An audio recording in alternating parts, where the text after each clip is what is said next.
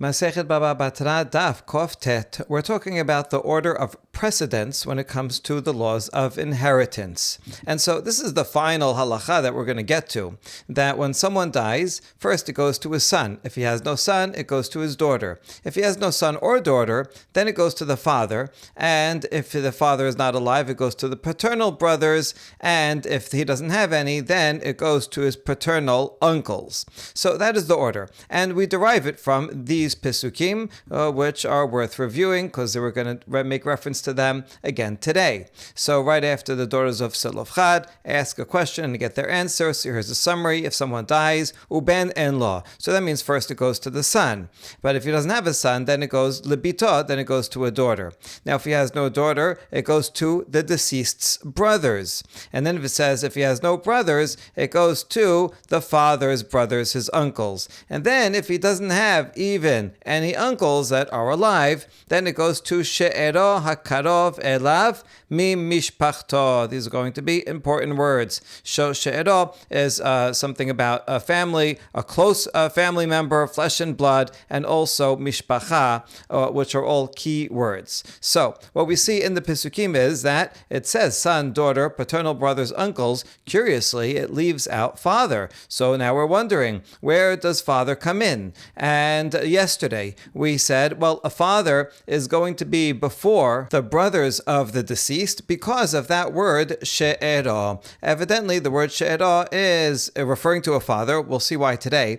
And it's not in the right place. It's not in the order of precedence, even though it's down here. But she'ero, we have to put it up there somewhere. And so yesterday we said, well, we'll put the father before the brothers so that if there's no son or daughter, then it goes to the deceased father. And only then, if there's no father alive, it goes to the brothers. That's what we concluded yesterday. Now we're going to suggest some other possibilities. Once you're moving father out of its place, which is all the way down here, and moving it up, how do you know that you shouldn't put it up here between son and daughter? It goes to son, to son, and then to father, then to daughter. And after we answer that, we're going to wonder, why not put it down here, that it goes after brothers and before uncles? So let's begin the Gemara. Ema she'ero ze ha'av melamed sha'av kodem labat yachol yakdim laben tamod lomad hakarov karov karov kodem. Why not say that the word she'ero, which does refer to the father, should teach us that a father takes precedence over the deceased's daughter?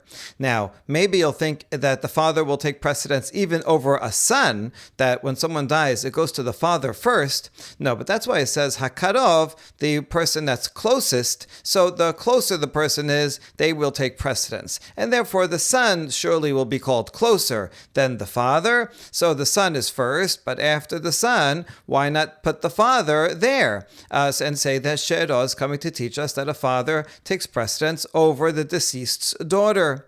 And the answer is kevan de l'inyan yibum bat ben ubat ki hadad eninhu l'inyan nachala name ben ubat ki hadad eninhu. No, since regarding yibum, a son and a daughter are the same in that if someone dies and they have no children at all, then you do yibum. But if they have any children, it doesn't matter whether it's a son or a daughter, then they cannot. That the widow cannot do yibum. So you only do yibum if the deceased has no children at all. If he has a son or a daughter, then the widow of the deceased cannot do yibum. So we see regarding yibum, a son and a daughter are the same, and therefore regarding inheritance, it makes sense that a son and a daughter are the same, and therefore just like a father comes after a son, so too a father will come after a daughter. So therefore you cannot say that the order should be son, father, daughter. No, son and daughter have to be one after the other, and only then can be a father. Okay, now we ask, why not put the father over here after brothers before uncles?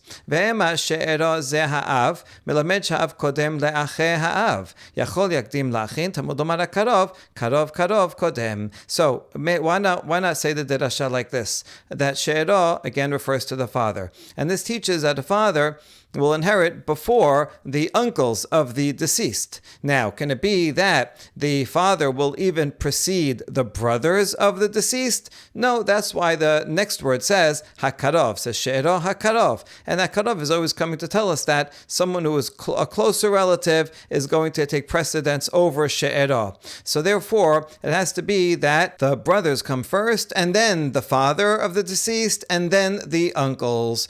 So that's an argument to put the father over here after the brothers, but before the uncles. So why not? Once you're moving she'ero, why not move it over there? And the answer is that we do not need a verse in order to teach us that the father of the deceased takes precedence over the uncles, because the uncles, by what virtue will they come to claim an inheritance? It's only by the virtue, by the power of the father, that they're next in line. It goes to the father, and then they're related to the father. So that's why the uncles would even be in the picture. Can it be that the father is alive and the father's brothers will inherit and not the father? That makes no sense to skip over the father and let it go to the father's brothers. So therefore, you do not need the word she'ero in order to come and teach us, oh, you know what, father, even though we put it down here, the word she'ero comes to teach us that the father takes precedence over the uncles. That's obvious that that the father will be before the father's own brothers. And therefore, the word she'ero can come to teach us that the father comes before the brothers of the deceased. That makes sense. That we would not necessarily know. And so that is the final conclusion. So we tried out all the possibilities, and we landed in the right place. One last question.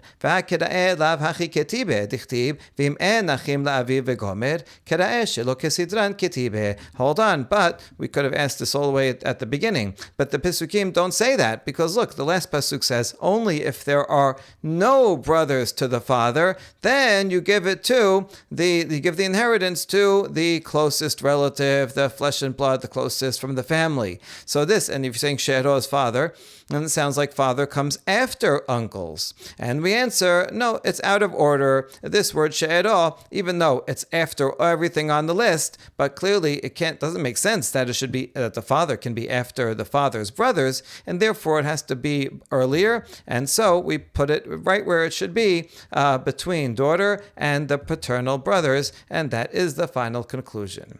Okay, all that was one way to learn the law that a father inherits. That's how we started this whole thing. The Pasuk says explicitly that a son inherits from a father, but the Mishnah teaches that a father inherits from the son if the deceased himself has no children. And so we wanted to know where, because the Torah doesn't say so. And this is one derasha from the word she'ero, because it's a derasha, it's beloved, and that's why this relationship was mentioned first. But now we're going to see an entirely different opinion about how to derive this law.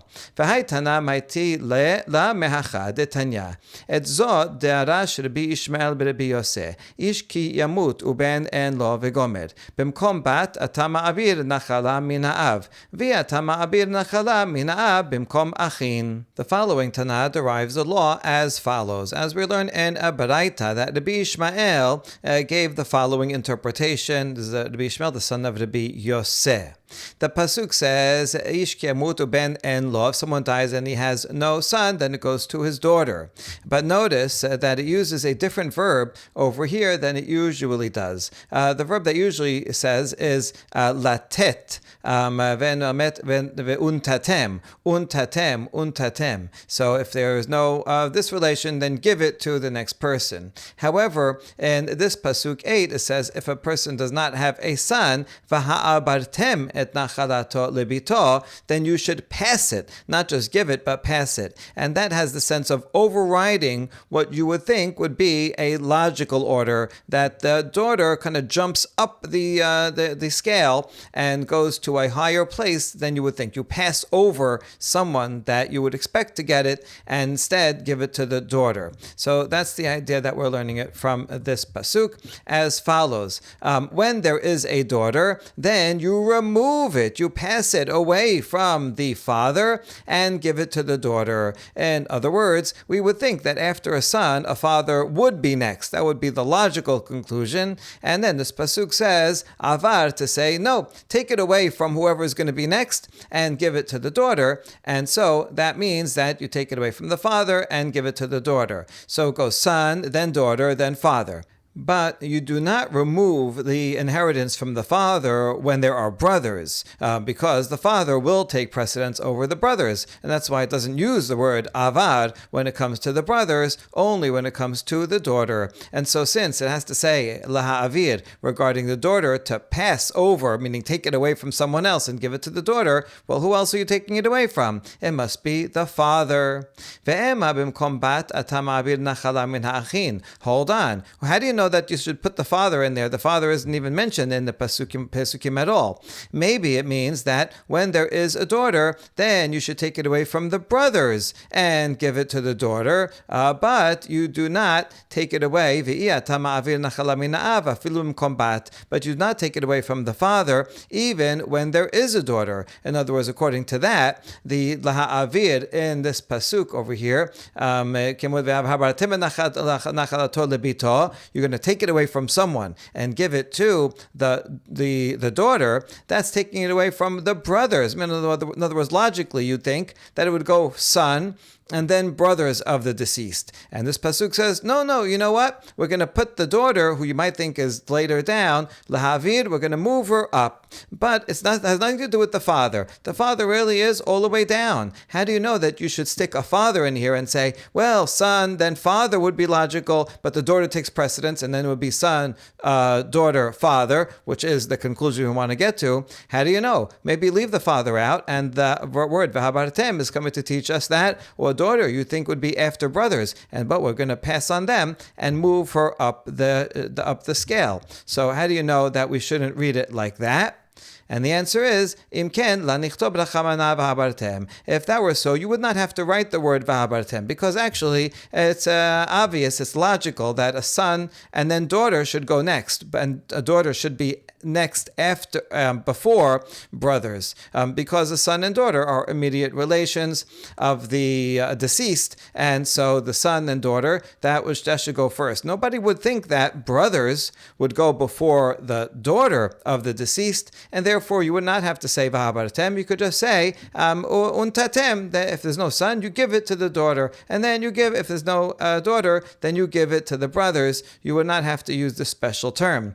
You only have to use v'habartem when there is someone that is expected to get it. It's not the brothers, rather the father makes sense. That I definitely would have thought that after a son, the father should go before a daughter. That's why I need v'habartem to teach us not so, that a daughter comes first and then the father. So we prove from here that in fact a father goes next after son and daughter, then a father, and only then the brothers.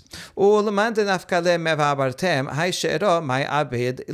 now we have two different ways of deriving this law. One we saw previously from the word she'era, one that we just saw from the word v'habartem. According to the opinion that learns it from v'habartem, what do they do with the word she'era? This seems like an extra word, that some she'era, there's some flesh and blood that will inherit someone at some point. And the answer is we need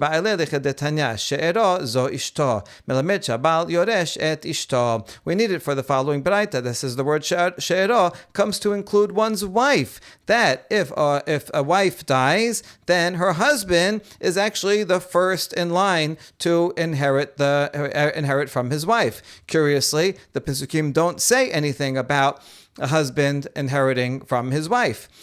Without this terasha, you might think that no, when she dies, any property that she had, that she brought into the marriage, that she owns, not property that is from her husband. So anything that she has on ownership over, maybe you think that would go back to her family. And so you need she'era to teach us that the husband inherits it. This is very interesting, because she'era really means like flesh and blood, and husband and wife are technically not related by blood, but this is teaching that ishto kegufo, that the husband and wife are as if one flesh, and so therefore it makes sense that the husband should inherit his wife, and we learn it from that word. Now, according to the opinion that learns the law from she'erah, the law that a father inherits from a son if there's no children, what will they do with the word va'abartem? And what do they need va'abartem there for as a verb that's different from all the other verbs in the paragraph that says untatem? Rabbi Omer, b'chulan ne'emar behem netina v'chad ne'emra behem ha'abara shenecha shema'abir nachala mishebet l'shebet elabat hoilu b'na u'ba'ala yorshin ota. We need this word va'abartem for the following baraita where Rabbi teaches. And regarding all the other relationships, it says the word netina, untatem. Right? If there are no brothers, then you give it to the uncles. If there are no uncles, then you give it to, and so on. But here, regarding the son, if there's no son, then it says va'abartem, then you give it to the daughter. Why over here does it use a different verb? Because there is no way, there's no mechanism to move an inherited property from one tribe to another tribe, except if there are no sons and it goes to a daughter. Because eventually when that daughter dies, it's going to be her sons or her husband that will inherit her. And her sons from that husband, or that husband, if he's alive, could be from a different tribe. And so in other words, everybody else on this list is related paternally, right? If a son is going to be in the same tribe as the father, and if there's no son and there's no daughter, it's going to go to the paternal brothers or to the father. Later on, as we learn, and so it's always going to remain or the father's brothers. They're all within the same tribe as the deceased, so the inheritance will remain in the tribe. When will it move? So Va'abartem comes to tell us when will it move to a different tribe. Well, if there's no son but there is a daughter, then that daughter will inherit, but she will get married or and have sons or have sons, and then the inheritance when she dies will go to, if she marries someone from a different tribe, then her husband, and the sons from that husband will be a different tribe. And that's why it says that word v'ha'abartem regarding a daughter. And now we ask, Umimai de she'ero ze ha'av? How do you know that the word she'ero refers specifically to the father of the deceased? The word she'ero literally means a relative, someone by flesh and blood. So it could refer to anybody. So what led you to say that it's the father of the deceased specifically? Tichtiv she'er avicha hi. Because the pasuk, this is regarding the arayot, the illegal relationships. It says one may not be with his father's sister, because it is she'er, it is the flesh of the sinner's father. So we see it says the word she'er right next to abicha, and therefore father and she'er are closely linked. Note the next pasuk says, one is not allowed to be with his mother's sister because that is called the flesh of the mother. So next we're going to ask that very question. Once you're saying she'er, well, the next pasuk says that she'er back to back with the word mother. So maybe the word she'ero regarding inheritance refers to one's mother. Maybe she should be somewhere in line. If someone dies, then his mother will inherit. Amar Rava, Amar Kera, mi mishpachto v'yarash ota. Mishpachat av keruya mishpacha, u'mishpachat em ena keruya mishpacha. Tichtib lemishpechotam lebet avotam. In the continuation of that pasuk back in Bemidbar 27, regarding the inheritance, it says mi mishpachto, from his family, and that person will inherit. Will take the inheritance. So it has to be somebody called mishpacha, family. So a family from a father, paternal family, is called mishpacha, like when you say a certain clan or a certain tribe. The definition of a clan or a tribe of a person goes by the father, not by the mother, and so should be the father, and the family of the mother is not called mishpacha. As we see, the pasuk says, according to their mishpacha, to their father's household. So therefore, since the word mishpacha comes right afterwards in that pasuk, it must be she'er, although she'er by itself could refer to father or mother. The word mishpacha clarifies that it has to be talking about father. All right, that's pretty interesting. And now we're going to ask, hold on, there is a source where the mother's family is considered the person's family, that their tribe is defined by the mother, not only by the father. What's that source? ומשפחת אם אינה קרויה משפחה והכתיב, וינהר מבית לחם יהודה, ומשפחת יהודה, והוא לוי, והוא גר שם. הגופה קשה, אמרת, והוא לוי. על מה מלוי אתה? ממשפחת יהודה על מה מיהודה אתה? אלא לאו דאבו מלוי ואימם יהודה וכאמר ממשפחת יהודה. The pasuk is talking about Bet Micha, Pesel Micha. There was a guy named Micha, and he got from his mother some silver. She donated to make an idol.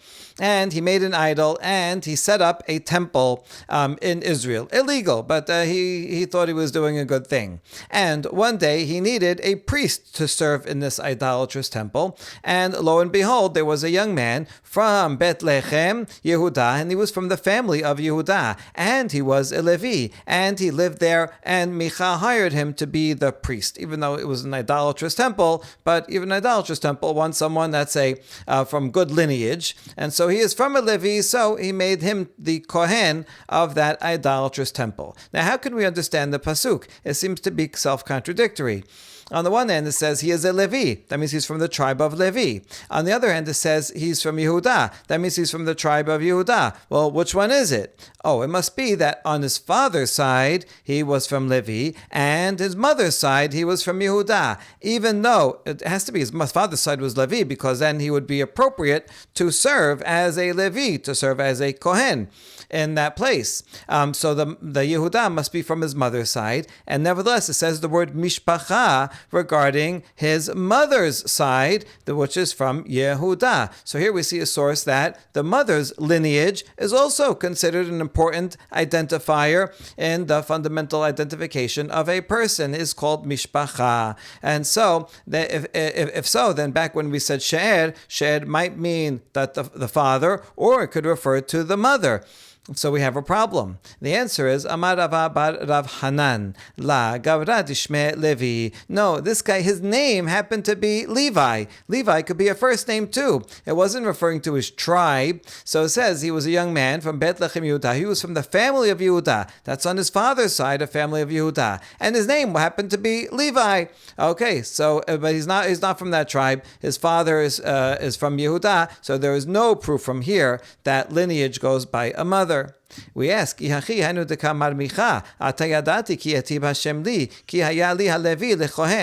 according to that, how can we explain Micha's reaction when he meets this young man? He says, now I know that Hashem is on my side. He wrongly believed that Hashem was on his side because this Levi came and he made the Levi a Kohen. He thought this was an example of good luck. That happens to be that someone that came by is a Levi, and now I can hire him to be my Kohen. So how would you understand that? If it's just his first name is Levi, but he's not actually from the tribe of Levi, then why did Micha exclaim, oh, what good luck I have that Hashem sent me this person, because he is a Levite and he made him a Kohen? And the answer is Levi. No, in fact, Micha, again, wrongly exclaimed that, oh, I'm so lucky, I have a guy here whose first name is Levi. It's a sign of good luck, even though halachically it's not right, but it doesn't matter. Halachically, he wasn't doing anything right. He made an idol, and the whole thing is an idolatrous temple. So he just said, oh, what's your name? Levi Judah. Your name is Levi Judah? Oh, your name is Levi. Good, I'll make you a Kohen.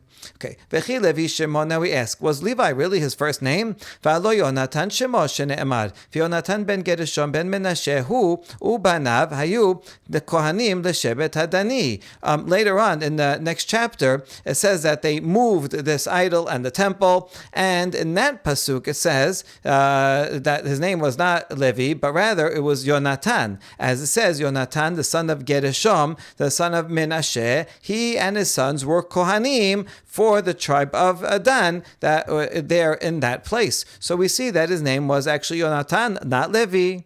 Amar le, so Rav Hanan answers, V'tamich, v'chi ben Menashehu. Says, according to you, well, it says Yonatan, it also says ben Gershom ben Menashe. But is that true? Was he really the son of Menashe? V'alo ben Moshehu, dichti ben Moshe, Gershon ve'Eliezer. In fact, he was from the Moshe, right? Gershom, we know Gershom, that's one of the two sons of Moshe. He had two sons, Gershom and Eliezer. So this Gershom we're assuming is the same person. And Gershom is the son of Moshe, not the son of Menashe. This is very interesting because if you look in a Tanakh, actually, you'll see that the way Menashe is spelled is with the nun is raised up like a superscript, almost as if it's not there. In other words, there's a hint here that really it's Ben Gershom ben Moshe. This Yonatan, this bad priest, idolatrous priest, was the grandson of Moshe. That's what it says without the nun. Now, not very nice to say that Moshe, the greatest of prophets, had a son who was not as great, who himself had a son who was an idolatrous priest. So in order to distance this relationship with Moshe, so we stick a nun in to say Menashe. So the point of Rav Hanan is that, listen, the names in this pasuk, you cannot take them literally because this Yonatan was not the grandson of Menashe, but rather Moshe. V'halo ben Moshe, u'dichti b'nei Moshe Gershom ve'Eliezer, ela b'tor she'asa ma'aseh Menashe, telo ha'katuv b'Menashe. So why does it say he's the grandson of Menashe? Because he acted in a way that Menashe, the evil king of Yehuda, did. Just like Menashe worshipped idols, so too this Yonatan, he is the son of someone that of Menashe, meaning that Yonatan acted like King Menashe. In fact, he lived way before him. But the point is that sometimes names and attributions and relationships in the Tanakh are given not because that's the literal name, as not the literal father or grandfather, but rather it's using these terms to say something about the character and actions of the person. And so therefore, Ben Gershom ben Menashe means Ben Gershom. Really, he's the son of Moshe, but we call him the son of Menashe because Yonatan did not follow the ways of Moshe, but rather followed the ways of King Menashe, the evil idolatrous king. Hachaname, mitoch shasa ma'aseh Menashe datem Yehuda telo ha'katuv b'Yehuda. And so too, back here in this pasuk, when it says that he's from the tribe of Yehuda, actually he's not from the tribe of Yehuda. So we're going back. Really, his name is Yonatan. And really, he's from the tribe of Levi, in fact. And when it says he was from the family of Yehuda, he was not literally from the family of Yehuda, but because he made a sin that was equivalent to the sin of Menashe, who was from the family of Yehuda, from the tribe of Yehuda. So, just like the pasuk later on says that he was the grandchild of Menashe, even though that wasn't literally true, here it says he was from the tribe of Yehuda, even though this is not literally true, because he was an idolater, and also, not everybody, but at least some of the people from the tribe of Yehuda, like Menashe, was also an idolater. And so now we can solve the problem. And in fact, you don't follow mother's lineage. He wasn't called Yehuda from his mother's side or anything like that. He was only from his father's side. He was a Levi. In fact, it was not his first name. He was from the tribe of Levi. And so that's why he was happy. Oh, from your tribe of Levi, that's why he made him Kohen. So we could solve that problem also. Is not a problem. And why does it say Yehuda? Because he acted like Menashe, who was the king of Yehuda. Amar Rabbi Yochanan mishum Rabbi Shimon ben Yochai. Mikan shetolin et hakilala ba mekulkal. Rabbi Yochanan says the name of Rabbi Shimon bar Yochai that we can learn from here that one should always connect corruption with a corrupt person. When you see a person that does activity that is corrupt, that is evil, then it's good to connect that person because of that act to someone that acts in a similarly bad way, right? And you see that from the fact that it connects this Yonatan, who was an evil idolatrous priest. It makes him related to Menashe and Yehuda, even though they're not technically related by blood. blood, but they are related in their actions. And so we can learn this principle from here.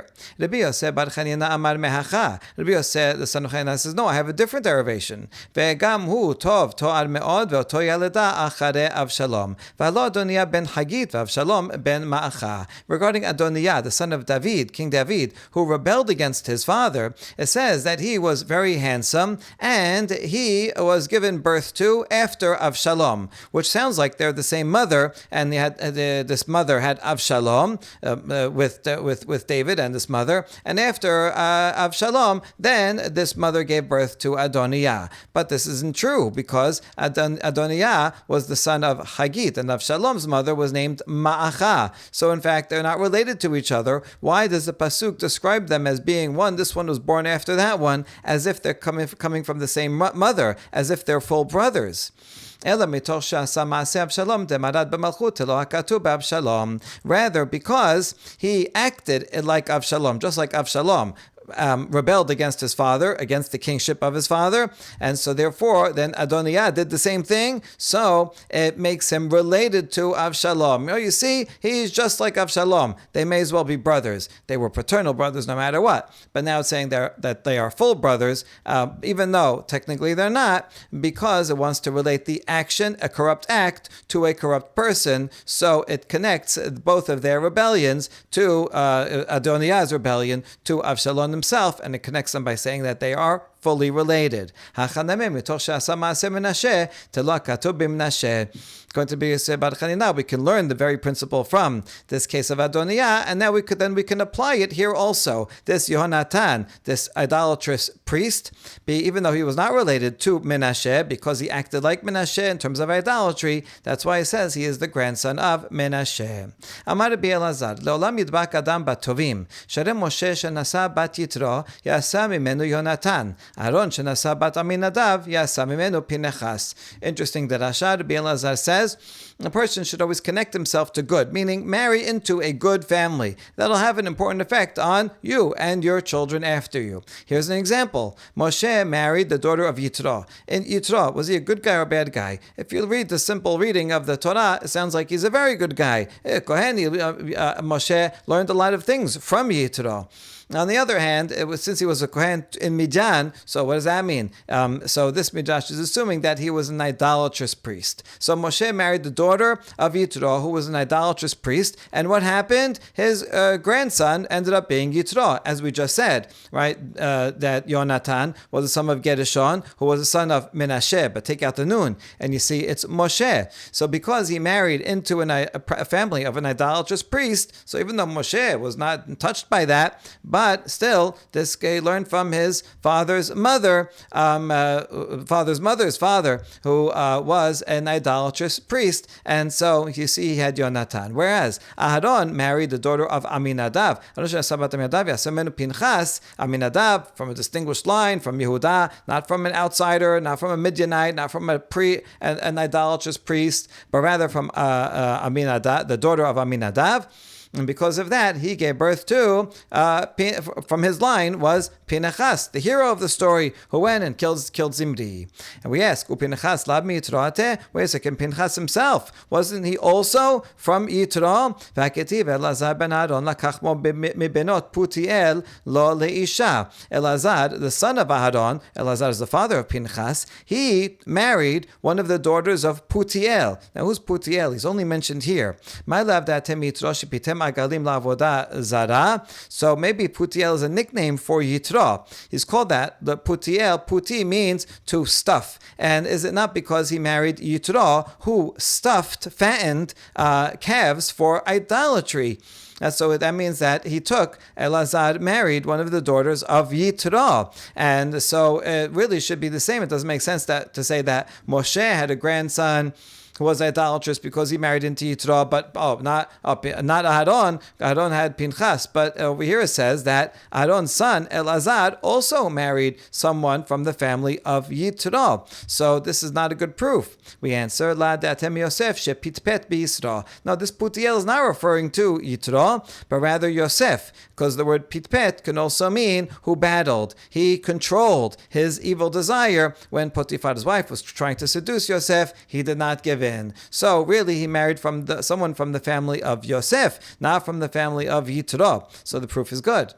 ולא שבתים מבזים אותו ואומרים ראיתם בן פוטי זה, בן שפיתם אבי אמו עגלים לעבודה זרה, יהרוג נשיא שבט מישראל. But now we bring in yet another midrash that shows that the word puti has to talk about Yitro, because after Pinchas killed Zimri, this midrash says that the other tribes were making fun of Pinchas, and they were saying, see the son of a puti, see his father, he fattened up calves for idol worship, and he, this person of low lineage, should go and kill a prince of a tribe, Zimri. So from this midrash you see that puti is a negative and must be referring to Yitro and not Yosef. And our answer is, it's actually both. Ela I abuha de'imem Yosef ima de'imem Yitro. I abuha de'imem Yitro ima de'imem Yosef. Taikaname dichtib mebenot Putiel tartem shema mina. Rather, Pinchas was related to both Yosef and Yitro on his mother's side. And it could be one way or the other. We don't have the exact family tree. So if you want to say that it's his mother's father was Yosef, then that would mean his mother's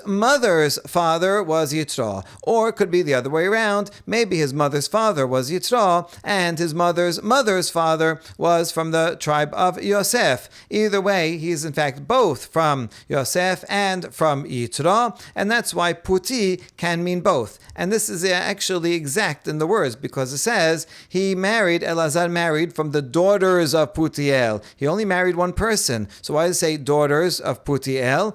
Because she is the daughter, and she is from the lineage of Putiel in two ways, both Puti referring negatively to Yitro, who fattened up calves, but also the daughter of a different Puti from Yosef, who resisted his desires. And so that's why he says mi benot, because it has both meanings. But the point is that for Pinchas, although it's true, yes, he was related in some way, in a distant way, to Yitro, but that was not so important, because more importantly, he was related to Aminadav, from your tribe of Yehuda, so that gave him a strong family connection, and therefore he was a great zealot and a great hero. Whereas for Moshe, this dominant lineage of his children were from his wife, who was from the family of Yitro only, and that dominant lineage eventually caused Yonatan to come forth, who was an idolatrous priest.